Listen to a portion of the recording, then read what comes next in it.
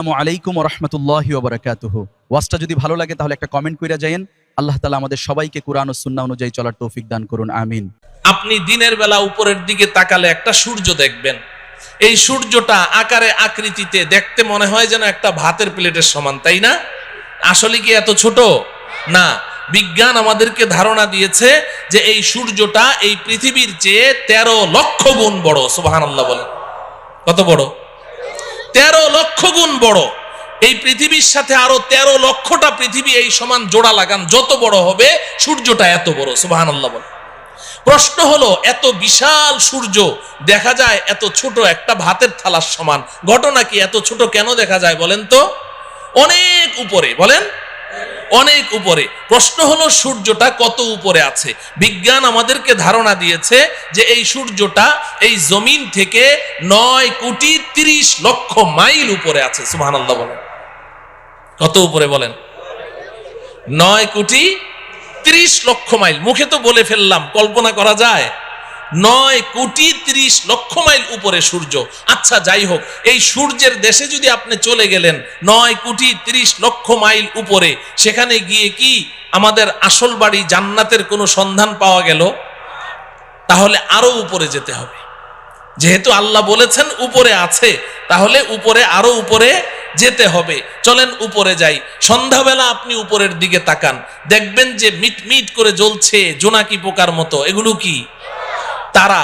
আচ্ছা ভাই বলেন তো দেখি, এই তারাগুলো আকারে আকৃতিতে এই জোনাকি পোকার সাইজ নাকি আরেকটু বড়? তারাগুলো কত বড়? তারাগুলো কত বড়? বিজ্ঞান বলছে যে আকাশের এক একটা নক্ষত্র, এক একটা তারা পৃথিবীর চেয়ে নয়, পৃথিবীর চেয়ে নয়, আকাশের এক একটা তারা সূর্যের চেয়ে লক্ষ কোটি গুণ বড়।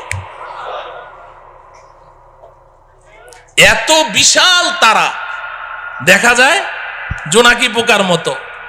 ঘটনা কি? আরো উপরে, বলেন আরো উপরে। প্রশ্ন হলো তারাগুলো কত উপরে আছে? তারাগুলো কত উপরে আছে? বিজ্ঞান এ ব্যাপারে আমাদেরকে কোনো ধারণা দিতে অক্ষম। তবে অনেক গবেষণা করে বিজ্ঞান একটা তারার সন্ধান বের করেছে, যেটা পৃথিবীর সবচেয়ে কাছে, সবচেয়ে নিচের যেই তারকাটি, জমিনের সবচেয়ে কাছে, এটার নাম বিজ্ঞান দিয়েছে প্রক্সিমা সেন্টারাই। বিজ্ঞান বলে প্রক্সিমা সেন্টারাই নামের এই দুনিয়ার সবচেয়ে কাছের যেই তারাটি, এটা এই জমিন থেকে 25 লক্ষ কোটি মাইল উপরে আছে। কত উপরে? 25 লক্ষ না, 25 লক্ষ কোটি মাইল উপরে। 25 কোটিও না, 25 লক্ষও না। কত? 25 লক্ষ কোটি মাইল উপরে হচ্ছে সবচেয়ে কাছের তারা। তাহলে উপরের তারাগুলো কোথায় আছে? বিজ্ঞান বলে এই ব্যাপারে আমরা কোনো ধারণা দিতে পারবো না। তাফসিরে রুহুল বায়ান নামে একটি কিতাব আছে, তাফসিরের কিতাব। তাফসিরে বলেন রুহুল বায়ান, তাফসিরে রুহুল বায়ান। এই কিতাবের মধ্যে আছে, আল্লাহর কুদরত বুঝার জন্য বলছি, আমাদের বিবেকের মধ্যে এতটুকু ধারণ ক্ষমতা নেই বুঝার মতো, আল্লাহর কুদরত একটু বুঝার জন্য বলছি। এই যে স্টেজে লাইট জ্বলছে, এই যে আলো জ্বলছে, এই আলো দৌড়ায় কি দৌড়ায় না? আলো দৌড়ায় না? আপনি টর্চ অন করেন, টর্চ লাইট, সাথে সাথে আলোটা দেখবেন ওই দেয়ালের গায়ে দেখা যাচ্ছে। দৌড় মারলো কিনা? কত মাইল স্পিডে? আলোর গতি কত বলেন? প্রতি সেকেন্ডে, ঘন্টায় না, প্রতি সেকেন্ডে 1,86,000 মাইল দূরে চলে যায় আলো। আপনি চোখের পলক মেরেছেন না, এই চোখের পলকে আলোটা কত দূর চলে যায়? 1,86,000 মাইল। একটু কল্পনা করেন আল্লাহ পাকের কুদরত কত, শক্তি কত। এই আলোর গতিটা মনে রাখেন। এবার তাফসিরে রুহুল বায়ানের মধ্যে আছে, আল্লাহ রব্বুল আলামিন আকাশে এমন অসংখ্য অগণিত তারা সৃষ্টি করেছেন। যেই দিন আল্লাহ পাক ওই তারাগুলোকে সৃষ্টি করেছেন, কত হাজার বছর আগে সৃষ্টি করেছেন, আল্লাহ ছাড়া কেউ বলতে পারবে না। যেই দিন ওই তারাগুলো সৃষ্টি করেছেন, ওই দিন প্রত্যেকটা তারা তাদের নিজ নিজ আলো পৃথিবীর দিকে ছেড়ে দিয়েছে। ওই আলোগুলো দৌড় শুরু করেছে প্রতি সেকেন্ডে 1,86,000 মাইল স্পিডে দৌড় শুরু করেছে। আজও সেই আলো পৃথিবীর দিকে দৌড়াচ্ছে, আজও দৌড়াচ্ছে, এখনো পর্যন্ত পৃথিবীতে এসে পৌঁছতে পারে নাই। অতএব কল্পনা করে দেখুন যে আকাশের তারাগুলো কোথায় আছে। আল্লাহ। আচ্ছা, সেই আকাশের তারা যেখানে আছে সর্বোচ্চ তারা, ওই পর্যন্ত গেলাম, কিন্তু আসল বাড়ির কোনো খোঁজ খবর পাওয়া গেল? হ্যাঁ, তাইলে আরো উপরে যেতে হবে। যেতে রাজি? এই জমিন থেকে সবার উপরে যেই তারাটি আছে, এর উপরে আর কোনো তারা নেই, সৌরজগৎ শেষ, এরপরে মহাশূন্য শুরু হয়ে গেছে।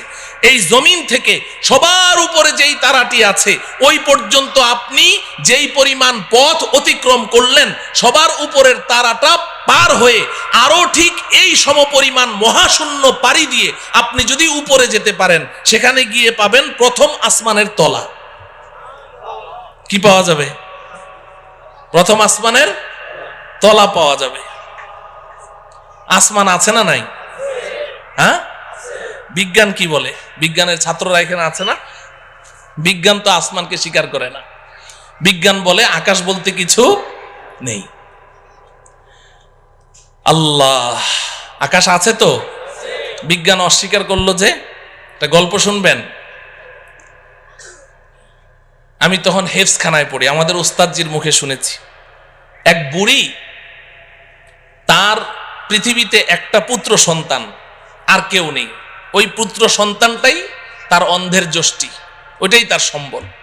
অনেক শখ করে ওই বুড়ি তার ছেলেকে বিয়ে করিয়েছে, তবে পুত্রবধূ সর্বসাকুল্যে 1.5 হাত লম্বা। কত? 1.5 হাত লম্বা মানুষদেরকে আপনারা কি বলেন? বামুন, বাইটটা। আচ্ছা বলেন, বামুন বলেন। ওই ময়মনসিংহের ওইদিকে বামুন বীর বলে, তো বাইটটা। এখন 1.5 হাত লম্বা পুত্রবধূ। তো একদিন বুড়ি পাকঘরে বসে রান্না করছে, তরকারি চুলায়। এখন পানি ঢালবে, কলসি নাড়া দিয়ে দেখে 1 ফোঁটা পানিও নেই। তো বৌমাকে ডাকলো, বৌমা কলসিটা নিয়ে যাও, পুকুর থেকে 1 কলসি পানি নিয়ে আসো, তাড়াতাড়ি আসো, চুলায় কিন্তু তরকারি, তাড়াতাড়ি আসো। বৌমা পানি আনতে গেছে তো গেছে, আধা ঘন্টা পার, বৌমা আর আসে না। বুড়ি চিৎকার করে বলছে, বৌমা পানি আনতে তো 5 মিনিট লাগে, তুমি আধা ঘন্টা পর্যন্ত করছোটা কি? তরকারি পুড়ে ছাই, আজকে কপালে আর তোমার খাবার জুটবে না, তুমি গেলে কোথায়, মরলে নাকি? বৌমা পাশের রুম থেকে চিৎকার দিয়ে বলে, আম্মা আমি 5 মিনিটেই তো পানি নিয়ে এসেছি, তো দিচ্ছ না কেন? ওই আম্মা একটা অ্যাক্সিডেন্ট হয়ে গেছে। কি অ্যাক্সিডেন্ট হলো? বলে যে আম্মা বিয়ের সময় আপনি না আমাকে একটা স্বর্ণের চেইন দিয়েছিলেন। বলে হ্যাঁ, ওই চেইনটা ছিঁড়ে কলসির মধ্যে পড়ে গেছে। তো হয়েছেটা কি? কলসির মধ্যেই তো পড়েছে।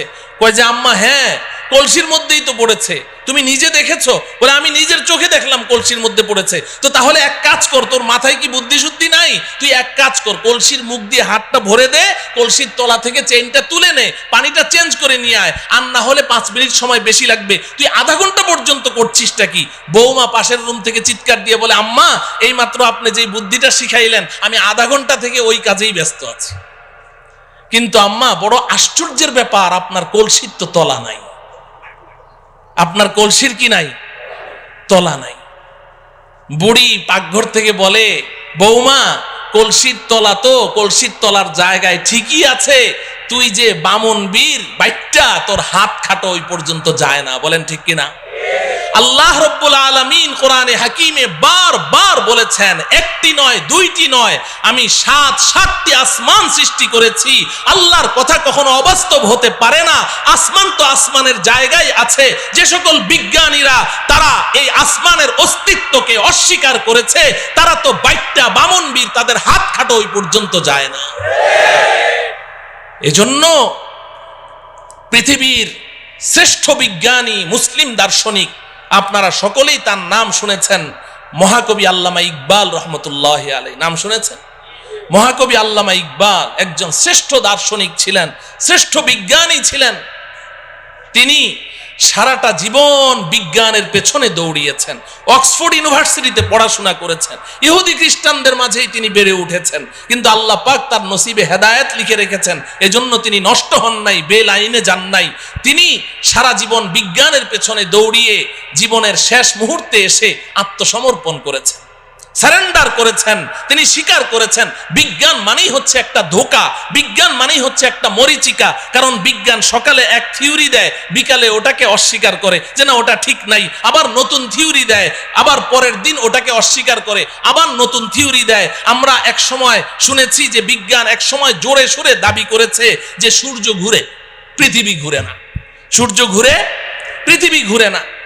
এরপর মাঝখানে আরেক দল বিজ্ঞানী কিছুদিনের জন্য আবিষ্কার হলো, তারা এসে বলল যে না আগের বিজ্ঞানীদের থিওরি ভুল। বলে সঠিকটা কি? কয় যে পৃথিবী ঘুরে, সূর্য ঘুরে না। এখন বর্তমান দুনিয়ার সমস্ত বিজ্ঞানী প্রায় একমত, তারা বলে আগের দোনোদল বিজ্ঞানীদের থিওরি ভুল। বলে সঠিকটা কি? কয় যে সূর্যও ঘুরে, পৃথিবীও ঘুরে। বলে কি বলে না? এখন বর্তমান বিজ্ঞানের দাবি কি? সূর্যও ঘুরে, পৃথিবীও ঘুরে। আর কিছুদিন যদি বাঁচি তাহলে দেখবো আরেক দল বিজ্ঞানী আসবে, এসে বলবে আগের তিনোদল বিজ্ঞানীদের থিওরি ভুল। বলে তাহলে সঠিকটা কি? বলবে একটাও ঘুরে না। অসম্ভব কি? বলতে পারে। তো বিজ্ঞান মানেই হচ্ছে মরিচিকা, এক একবার এক এক থিওরি দেয়। তো আল্লামা ইকবাল রহমতুল্লাহি আলাইহি সারাটা জীবন বিজ্ঞানের পেছনে দৌড়ালেন, এরপরে অন্তিম মুহূর্তে এসে আত্মসমর্পণ করছেন। কোই कहता है नहीं है, कोई कहता है कि है, या खबर है या नहीं है तेरी दुनिया का वजूद। अब जुनू से काम लूंगा मैं रहे तहकीक में, अक्ल के पीछे बहुत ही वक्त जाया कर चुका, अक्ल के पीछे बहुत ही वक्त जाया कर चुका। আল্লামা ইকবাল বলেন রব্বুল আলামিন সারাটা জীবন তো বিজ্ঞানের পেছনে দৌড়ালাম, কিন্তু বিজ্ঞান আজকে এক থিওরি দেয়, কালকে এক থিওরি দেয়। একবার বলে সূর্য ঘুরে, একবার বলে পৃথিবী ঘুরে, একবার বলে দুটোটা ঘুরে, একবার বলে আসমান আছে, আরেকবার বলে আসমান নাই। আমি তো পাগল হয়ে যাওয়ার পালা রব্বুল আলামিন। আর আমি বিজ্ঞানের পেছনে দৌড়াতে চাই না। এখন আপনার কাছে জীবনের অন্তিম মুহূর্তে আমার একটাই দরখাস্ত, अब जुनू से काम लूंगा मैं रहे तहकीक में, अक्ल के पीछे बहुत ही वक्त जाया कर चुका। রব্বুল আলামিন এখন আর আমি বিজ্ঞানের মাধ্যমে কোনো জিনিস যাচাই করতে চাই না, এখন আমি আপনার কিতাব কোরআনের মাধ্যমে যাচাই করতে চাই। আপনি যেটা বলবেন ওটাকেই বিশ্বাস করতে চাই, এবং আপনি আমাকে ওই বিজ্ঞানীদের দল থেকে বের করে ওই সমস্ত বান্দাদের অন্তর্ভুক্ত করে দেন যেই বান্দাদেরকে দুনিয়ার মানুষ আপনার পাগল মনে করে, আমাকে ওই পাগলদের অন্তর্ভুক্ত করে দেন। আসমান আছে না নাই? গেলাম প্রথম আসমানের তলা, মনে আছে তো? তো প্রথম আসমানের তলা পর্যন্ত না গেলাম, কিন্তু আসল বাড়ি জান্নাতের কোনো খোঁজ খবর পাওয়া গেল? আরো উপরে যাওয়া লাগবে। এই জমিন থেকে প্রথম আসমানের তলা পর্যন্ত যতটুকু পথ আপনি পাড়ি দিয়েছেন, ভালো করে বুঝেন, এই জমিন থেকে প্রথম আসমানের তলা পর্যন্ত যতটুকু পথ পাড়ি দিয়েছেন, প্রথম আসমানটা মোটাও এই পরিমাণ। সুবহানাল্লাহ বলেন। প্রথম আসমানটা মোটাও এই পরিমাণ। এরপর প্রথম আসমান থেকে দ্বিতীয় আসমানের দূরত্ব এই পরিমাণ, দ্বিতীয় আসমানটাও মোটা এই পরিমাণ। এইভাবে আপনি উপরের দিকে যেতে থাকেন, তৃতীয় আসমান আবার মহাশূন্য, চতুর্থ আসমান আবার মহাশূন্য, পঞ্চম আসমান আবার মহাশূন্য, ষষ্ঠ আসমান আবার মহাশূন্য, সপ্তম আসমান। এই জমিন থেকে সপ্তম আসমানের ছাদ পর্যন্ত যতটুকু পথ আপনি অতিক্রম করেছেন, সপ্তম আসমান পার হয়ে আরো ঠিক এই সমপরিমাণ মহাশূন্য পাড়ি দিয়ে আপনি যদি উপরে যেতে পারেন, সেখানে গিয়ে পাবেন সিদরাতুল মুনতাহা। কি পাওয়া যাবে? সবাই আমার সাথে বলেন সিদরাতুল মুনতাহা। সিদরাতুল মুনতাহা এই নামটা মনে রাখতে হবে, বাড়ির ঠিকানা তো সিদরাতুল মুনতাহা। এবার আল্লাহ রব্বুল আলামিন আমার আপনার আসল বাড়ি, আমার আপনার আব্বা আম্মার বাড়ি, আমাদের পৈতৃক সম্পত্তি, জান্নাতের ঠিকানা বলে দিচ্ছেন।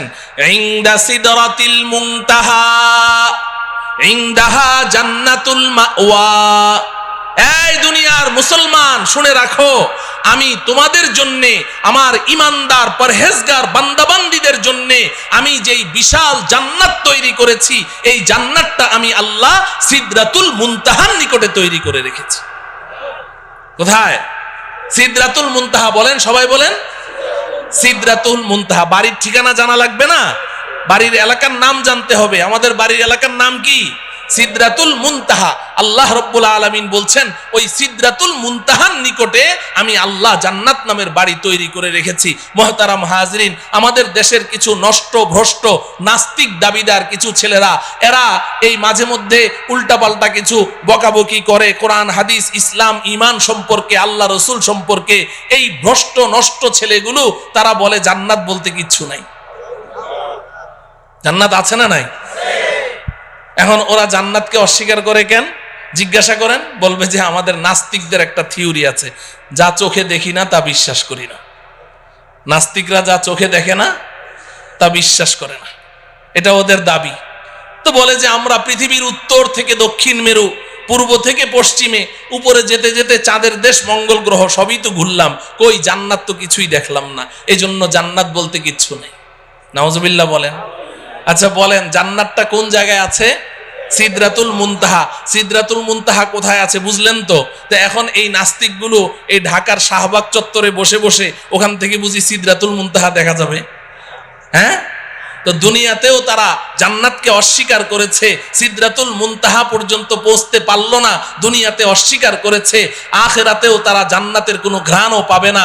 আমরা ইনশাআল্লাহ দুনিয়াতে যেহেতু আমরা বিশ্বাস করেছি, আমাদের জান্নাতের বাড়ির সন্ধান লাভ করেছি, আল্লাহর কথা বিশ্বাস করেছি, রাসূলের কথা বিশ্বাস করেছি, আব্বাজান হযরতে আদমের কথা বিশ্বাস করেছি, ইনশাআল্লাহ পরকালে আমরা আমাদের আসল বাড়ি জান্নাতের মালিক হবই হব ইনশাআল্লাহ। আল্লাহ রব্বুল আলামিন আমাদের সবাইকে আমাদের আসল বাড়ি পর্যন্ত অতি নিরাপদে পৌঁছার তৌফিক দান করুন। তো বাড়ির সন্ধান তো পাইলাম, কোথায় আছে? এখন প্রশ্ন হলো যাব কেমনে? ঠিক কিনা? হ্যাঁ, যাব কেমনে? যাব কেমনে? এতক্ষণ পর্যন্ত ওয়াজ খুব মজা লেগেছে, কারণ এতক্ষণ গল্প করলাম। তো এখন থেকে ওয়াজটা একটু তিতা তিতা লাগবে, শুনবেন তো? হ্যাঁ, আসল ওয়াজ এখন থেকে শুরু। এতক্ষণ কিন্তু ওয়াজ ছিল না, এতক্ষণ গল্প গুজব করলাম, সময় কাটাইলাম। আসল ওয়াজ এখন থেকে। যাব কেমনে, এটার না দরকার, ঠিক কিনা বলেন? আচ্ছা বলেন, নিচ থেকে উপরের দিকে উঠার পদ্ধতি কি? আপনি যদি একটা কুয়ার নিচে পড়ে গেছেন, এখন আপনি উঠতে চান উপরে, হাউমাউ করে চিৎকার করছেন, ভাইরে আমারে উঠাও রে, মল্লাম রে, গেলাম রে। এখন আপনাকে এই কুয়ার নিচ থেকে ওই গর্তের ভিতর থেকে যদি উপরে তুলতে হয়, 4 কাজ করতে হবে। কয় কাজ বলেন? 1 নম্বর, উপর থেকে একটা রশি ছাড়তে হবে, ঠিক না? মুখস্থ করেন। 1 নম্বর কি? 2 নম্বর হলো রশিটা শক্ত হওয়া লাগবে, ঢিলা ঢালা হলে ছিঁড়ে যাবে। 3 নম্বর হলো যখন রশিটা উপর থেকে ছাড়া হলো, নিচ থেকে ওই রশিটা শক্ত করে চেপে ধরতে হবে, ঠিক কিনা? যদি আপনি সত্যিকারেই উপরে উঠতে চান তাহলে কি করতে হবে? চেপে ধরতে হবে। যদি গাউরা টাইপের হয়, কারণ আমি রশি টশি ধরুম না, উপরে উঠুম, ও কিয়ামত পর্যন্ত উঠতে পারবে নাকি? রশি ধরা লাগবে, ধরতে হবে। 4 নম্বর শর্ত হলো যখন রশিটা আপনি চেপে ধরেছেন, এখন উপর থেকে যারা রশি ছেড়েছে দয়া মায়া করে রশিটা ধরে টান মারতে হবে, তাইলে আপনি উপরে উঠে যাবেন, ঠিক কিনা? এই কথাটুকু যখন বুঝে আসলো, এবার আসেন, আমরাও তো আমাদের আসল বাড়ি জান্নাত থেকে অনেক নিচে পড়ে গেছি, অনেক নিচে। কত নিচে এটা কল্পনাও করতে পারবো না, শুনলাম খালি এতক্ষণ ঠিকই। তা আমরা যে নিচে পড়ে গেছি, এখন যদি আমরাও আমাদের আসল বাড়ি জান্নাত পর্যন্ত উপরে উঠতে চাই, তাহলে জান্নাতের মালিক আল্লাহ রব্বুল আলামিন দয়া মায়া করে আমাদের কাছে একটা রশি ছাড়তে হবে। কি ছাড়তে হবে বলেন? রশি ছাড়তে হবে। রশিটা বড় মজবুত হওয়া লাগবে, আমাদের সকলকে ওই রশি চেপে ধরা লাগবে। এবার আল্লাহ পাক যদি দয়া করে টান মারেন, তো সোজা আমরা আমাদের আসল বাড়ি জান্নাতে পৌঁছে যাব। আপনি বলবেন, হুজুর এটা কি বললেন, আগ্রম বাগ্রম কথা, কিছুই বুঝলাম না। এই কথাটাই আল্লাহ রব্বুল আলামিন সূরা আলে ইমরানের 103 নম্বর আয়াতে বলেছেন। সুবহানাল্লাহ বলেন। সূরার নাম কি? আলে ইমরান। বলেন সূরার নাম কি? আলে ইমরান। আয়াত নম্বর কত? 103। মনে রাখবেন, সূরা আলে ইমরান। সবাই বলেন সূরা আলে ইমরান, আয়াত নাম্বার 103। আল্লাহ পাক বলছেন, ওয়াতাসিমু বিহাবলিল্লাহি জামিআন ওয়া লা তাফাররাকু। এই দুনিয়ার মানুষ, শক্ত করে ধরো। ইতাসিমু, আল ইতিসাম মজবুতি কে সাথ পকড়না, শুধু ধরা না। ধরার আরবি ইতিসাম না, ধরার আরবি হলো আখাযা ইয়াখুযু, আখযান মানে ধরা।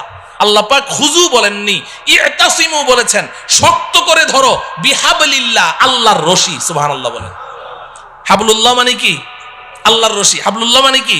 আল্লাহ বলছেন ইতাসিমু বিহাবলিল্লাহ, আল্লাহর রশি ধরো, জামিআন, সবাই মিলে ধরো, একজন দুইজন না, এই রশি ছিঁড়ার কোনো সম্ভাবনাই নাই, সবাই মিলে ধরো। ওয়ালা তাফাররাকু, আল্লাহর রশি ধরতে গিয়ে আপোষের মধ্যে বিচ্ছিন্ন হয়ে যেও না। সুবহানাল্লাহ বলেন। বুঝে থাকলে বলেন। সূরা আলে ইমরানের 103 নম্বর আয়াতে আল্লাহ পাক আমাদের সবাইকে কি ধরতে বলেছেন? কার রশি? কার রশি? সবাই বলেন কার রশি? আল্লাহর রশি ধরতে বলেছেন তো? ধরতে রাজি আছি তো? এখন প্রশ্ন হলো, আল্লাহ তো রশি ধরতে বলেছেন, রশিটা ছাড়লো কে? ছাড়লেন কে? রশিটাকে শক্ত বানাইলো কে? রশি ধরে টান মারবে কে? আমাদের কাজ কি? কথা বলে না। ধরা আমাদের কয় কাজ? বাকি 3 কাজ কার? ওই 3 কাজের ওয়াজের দরকার নেই, ওটা তো আল্লাহর কাজ। আমাদের কাজ কয়টা?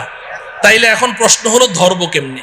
এই আমার ওয়াজ শেষ, রশিটা কি বাড়িতে যাইতে হবে না? ধরবো কেমনে? ধরার সিস্টেম লাগবে কি লাগবে না? নাকি সব ধরা একরকম, যে যেমনি চাই এমনি ধরলে হবে?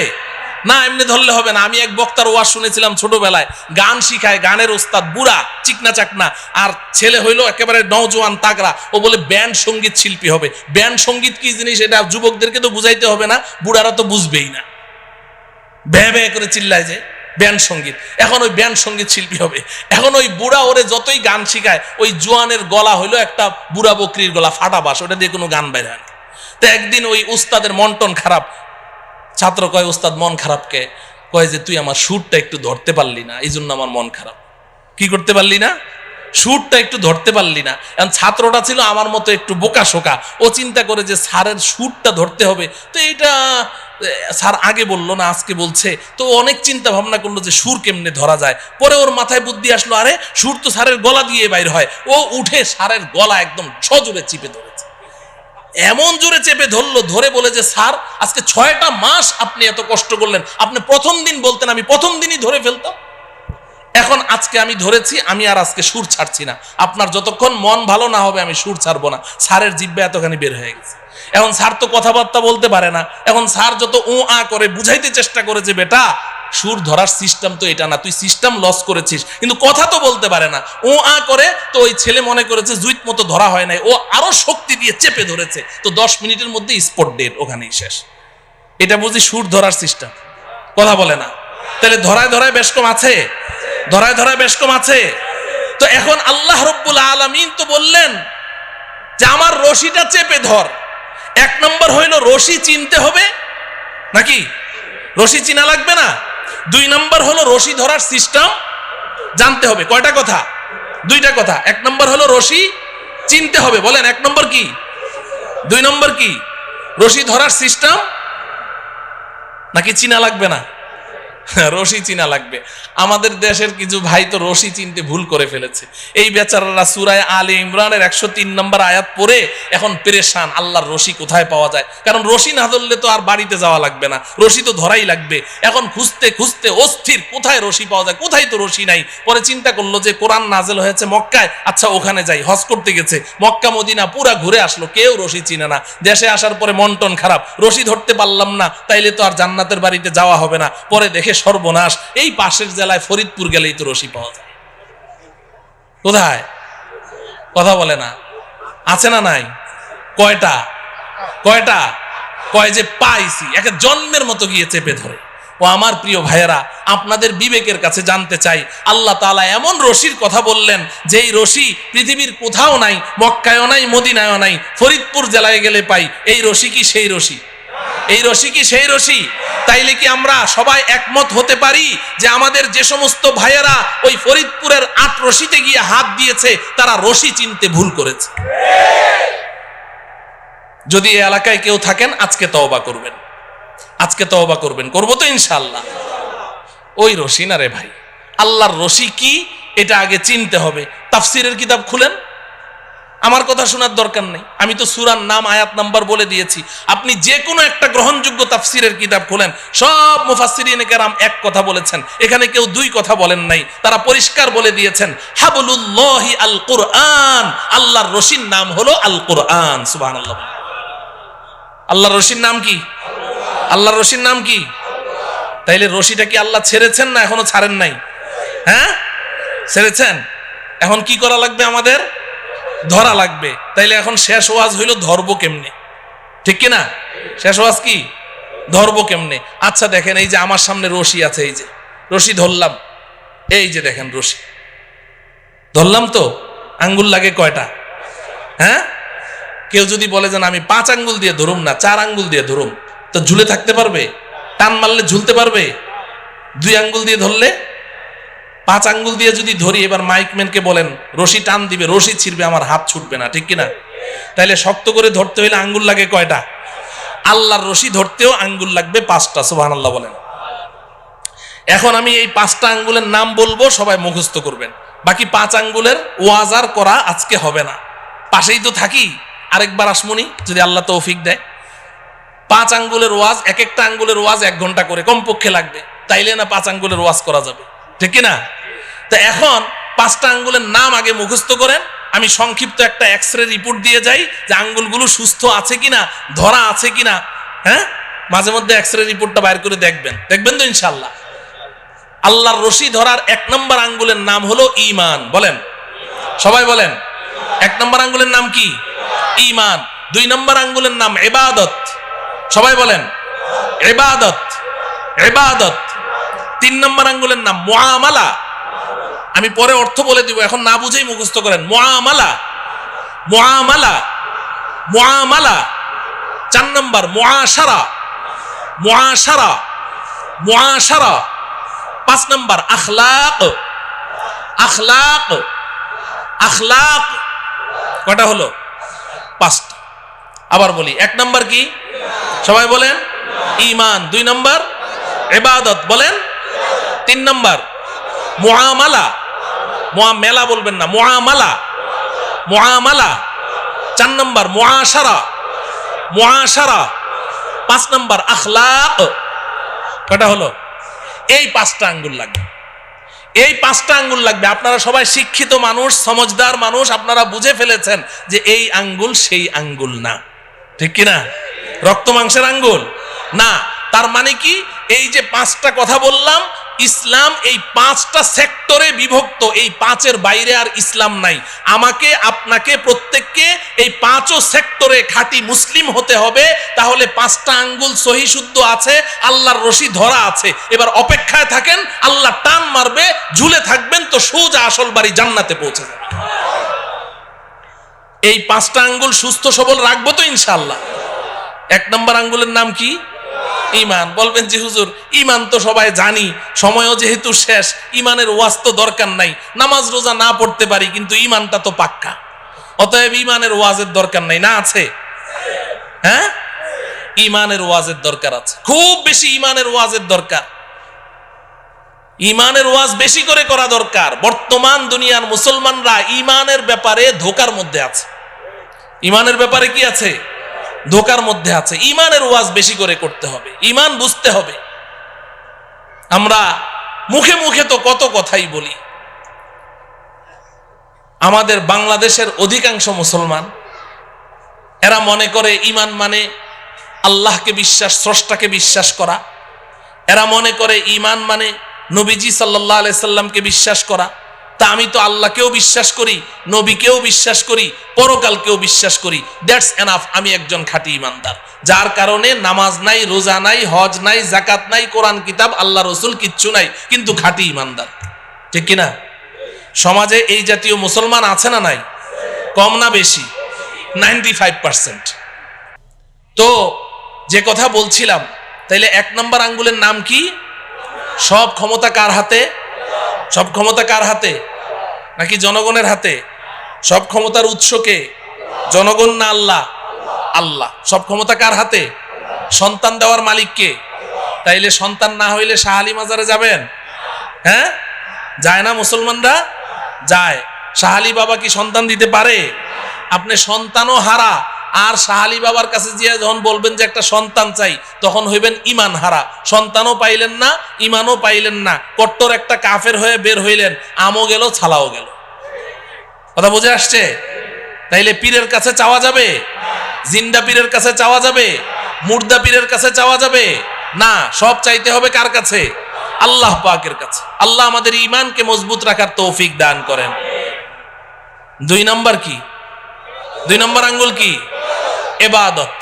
ইবাদত নামাজ কি? কথা বলে না। রোজা কি? যাকাত কি? হজ কি? ইবাদত। কোরআন তেলাওয়াত, জিকির আজকার, দান খয়রাত সব মিলে আঙ্গুল কয়টা? এই এটা বুঝেন, ভালো করে বুঝেন, খুব বুঝেন। নামাজ, রোজা, হজ, যাকাত, কোরআন তেলাওয়াত, জিকির আজকার, দান খয়রাত সব মিলে আঙ্গুল কয়টা? একটা।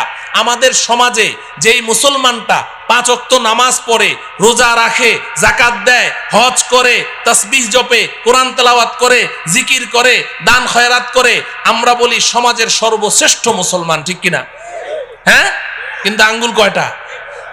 এই 1 নম্বর ইমানের আঙ্গুল আর 2 নম্বর ইবাদতের আঙ্গুল নিয়ে যেই মুসলমান আছে তাকেই আমরা সার্টিফিকেট দিয়ে দিচ্ছি সে একেবারে শ্রেষ্ঠ মুসলমান, বাকি 3 আঙ্গুলের খবর নেই। এই কারণে আজকে সমাজের অনেক মুসলমান এমন আছে নামাজ পড়তে পড়তে মাথার মধ্যে ঘা ফেলে দিয়েছে, বাজারে গিয়ে ভেজাল মাল বিক্রি করছে, যুগ যুগ ধরে সুদ খাচ্ছে, যুগ যুগ ধরে সুদের সাথে জড়িত, যুগ যুগ ধরে ঘুষের সাথে জড়িত, হারাম মাল বিক্রি করছে, কিন্তু আবার নামাজও পড়ছে। কারণ সে মনে করে যে আমি তো পাক্কা মুসলমান, এগুলোর মধ্যে আবার ইসলাম আসলো কোত্থেকে? মুআমালা ঠিক নাই, আছে না নাই? হ্যাঁ মুহতারাম হাজিরিন, তাইলে ইবাদতের মধ্যে সর্বশ্রেষ্ঠ ইবাদতের নাম কি? কথা বলে না। নামাজ না পড়লে ঈমান থাকে? বলে যে হুজুর নামাজ না পড়লে কি হবে, আমার ঈমান ঠিক আছে। আগে তো হাসতে হাসতে বলতো, এখন সিরিয়াসলি বলে যে হুজুর নামাজ না পড়লে কি হবে, আমার ঈমান ঠিক আছে। নামাজ না পড়লে ঈমান ঠিক থাকে না তো ভাই। নবীজি বলেছেন, আমার কথা না, বাইনাল আবদি ওয়াল কুফরি তারকুস সালাহ, কে ঈমানদার কে বেঈমান এটা কি কপালে লেখা আছে? চিনবো কেমনে? নবীজি বলেন, আমি বলে দিচ্ছি কেমনে চিনবা, দেখো লোকটা নামাজ পড়ে কিনা। যদি নামাজ পড়ে বলো ঈমানদার, নামাজ না পড়লে চুপ, কিছুই বলার দরকার নেই। কিন্তু ঈমানের সাক্ষী দেওয়ার জন্য কি লাগবে? নামাজ লাগবে। নামাজ পড়বো তো ইনশাআল্লাহ, নাকি নামাজ ছাড়া ঈমানদার? আল্লাহ পাক বুঝার তৌফিক দান করেন। 3 নম্বর আঙ্গুলের নাম কি? মুআমালা। মুআমালা 3 নম্বর আঙ্গুল কি? মুআমালা মানে লেনদেন। মুআমালা মানে কি? ও আমার প্রিয় ভাইয়েরা খুব বুঝেন, এখানে আমাদের সমস্যা আছে।